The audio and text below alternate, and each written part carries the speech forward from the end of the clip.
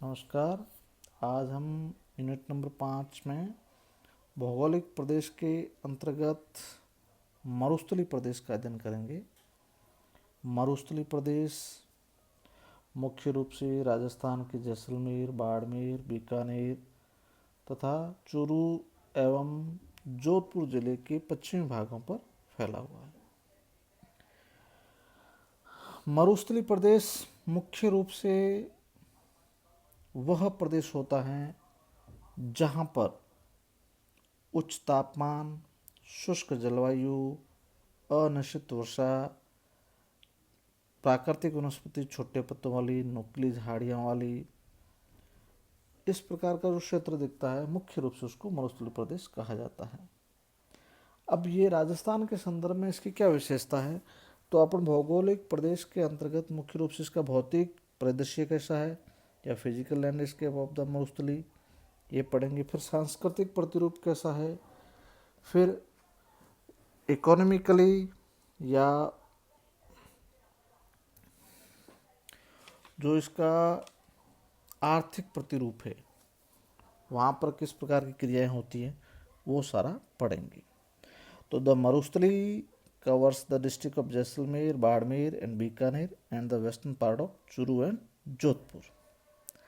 Marustali is characterized by high intensity of sand dunes, below 25 centimeter annual rainfall, very sparse population, widely scattered rural settlements। इस प्रकार की जो विशेषताएं हैं उसको आप मरुस्थली भाग कह सकते हैं। अब मरुस्थली का भौतिक भूदृश्य कैसा होता है, the physical landscape of the मरुस्थली।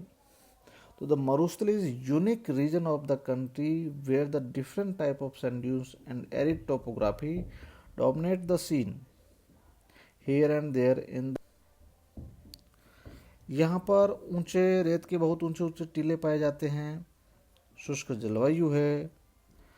अब जो इसका फिजियोग्राफी है, धरातल है, तो धरातलीय सतह इसका बहुत बड़ा भाग बालू से ढका हुआ है, लेकिन कहीं कहीं पर भी यहाँ चट्टानी सतह या छोटी छोटी पहाड़ियाँ भी पाई जाती है।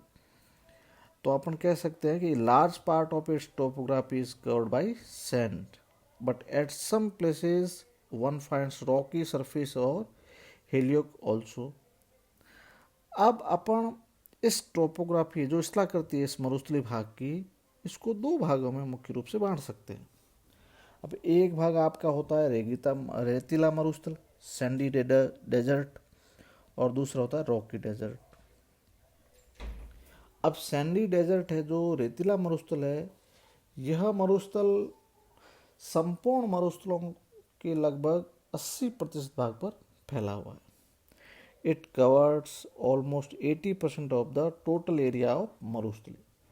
ये मरुस्थली जो अपन भाग उष्ण मरुस्थलीय जलवायु, इसका मतलब क्या है, ये शुष्क है, कठोर है, औसत तापमान इसमें 34 डिग्री से अधिक है जो ग्रीष्म ऋतु का है। शीत ऋतु में 12 से 16 डिग्री सेल्सियस के आसपास रहता है। दिन काफ़ी गर्म होते हैं, रात्रि काल का समय इसमें काफ़ी ठंडा होता है और दैनिक ताप परिसर इसका अधिक है। तो अब इसके बाद में यहाँ की वनस्पति कैसी है, वेजिटेशन कैसा है यहाँ पर।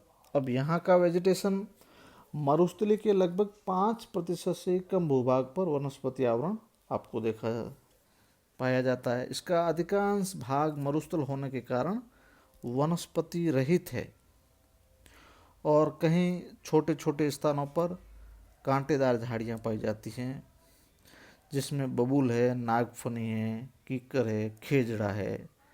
इस प्रकार की वनस्पति यहाँ पर देखी जाती है।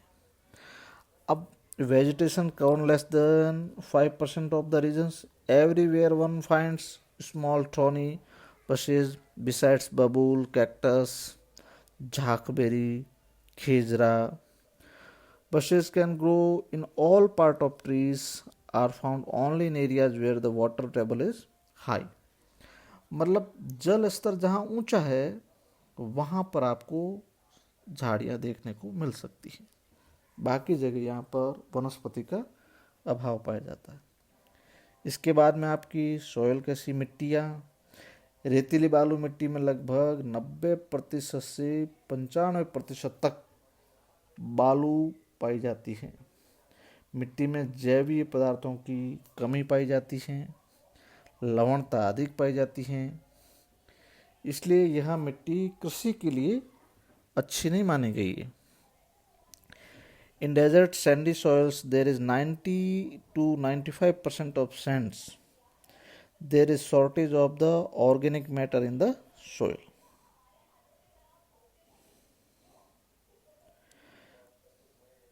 अब यहाँ का मिनरल वेल्थ कैसा है, खनिज संपदा। तो मरुस्थलीय भाग में मुख्य रूप से जिप्सम है, लिग्नाइट है, मुल्तानी मिट्टी है, इस प्रकार के खनिज पाए जाते हैं।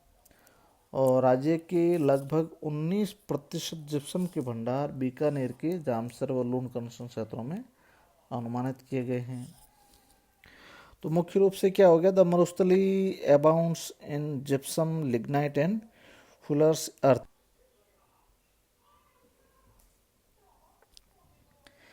अब मरुस्थली की जनसंख्या गणना 2011 के अनुसार 49 लाख के आसपास जनसंख्या है, और यहाँ का घनत्व है वो आपके 87% पर स्क्वायर किलोमीटर है।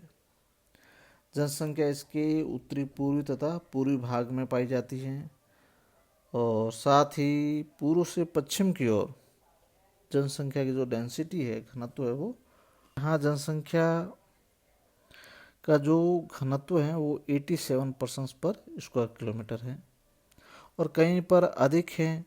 जो डेंसिटी ऑफ पॉपुलेशन पर इसको 148% से चूरू है, 78 है बीकानेर है, 92 इन बाड़मेर है, और 17 इन जैसलमेर है। जैसलमेर में सिर्फ 17 व्यक्ति प्रति वर्ग किलोमीटर जनसंख्या घनत्व पाया जाता है। अब यहाँ स्त्री पुरुष अनुपात जैसलमेर में 849 तथा चूरू के पश्चिमी भागों में 938 मिलता है, और मरुस्थली के गांव में अधिकांश घर गोलाकार व झोंपानुमा बने हुए हैं। और इसके अतिरिक्त यदि हम मरुस्थली का आर्थिक प्रतिरूप देखा जाए, द इकोनॉमी पैटर्न ऑफ मरुस्थली, तो इकोनॉमिक में क्या आएगा, भूमि उपयोग कैसा है। यहाँ मरुस्थली के निवास का मुख्य उद्यम क्या है, कृषि एवं पशुपालन। The chief occupation of the inhabitants of the Marusthali is agriculture and animal husbandry. अब यहाँ का ये है। अब यहाँ जैसलमेर में यदि अपन देखा जाए कृषि का भूमि उपयोग का प्रतिरूप, तो यहाँ जो शुद्ध कृषि की जाती है उसमें भूमि का केवल 7.27% ही शुद्ध कृषि की जाने भूमि का क्षेत्रफल है यहाँ, और बीकानेर में ये 32.4% हो जाता है।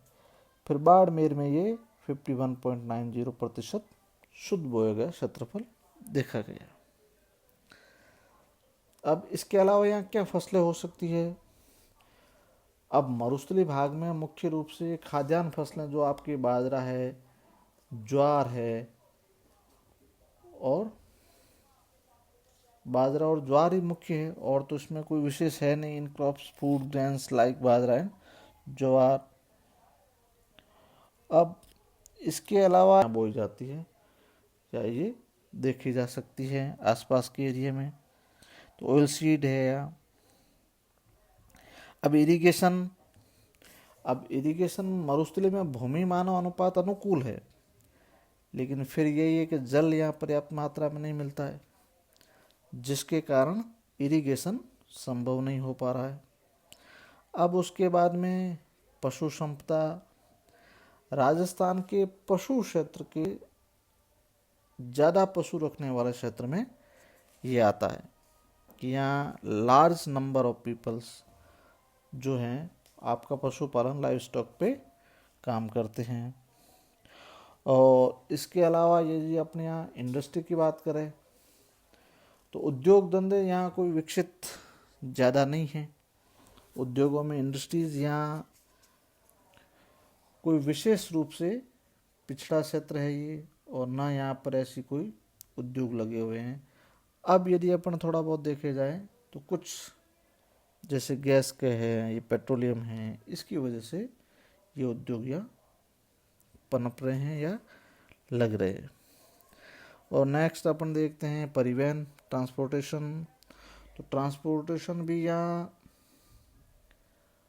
विशेष रूप से कोई फैला हुआ नहीं है, लेकिन मरुस्थलीय भाग में जो बॉर्डर एरिया है वहाँ पर जो सड़कें हैं वो विकसित सड़कें बनाई हुई हैं, 4 लाइन है, 2 लाइन है, और यहाँ जैसलमेर तक ब्रॉडबैंड की रेल सेवा भी उपलब्ध है। तो इस प्रकार से ये मरुस्थलीय जो भौगोलिक प्रदेश है जिसमें ये विशेषताएं पाई जाती है। धन्यवाद।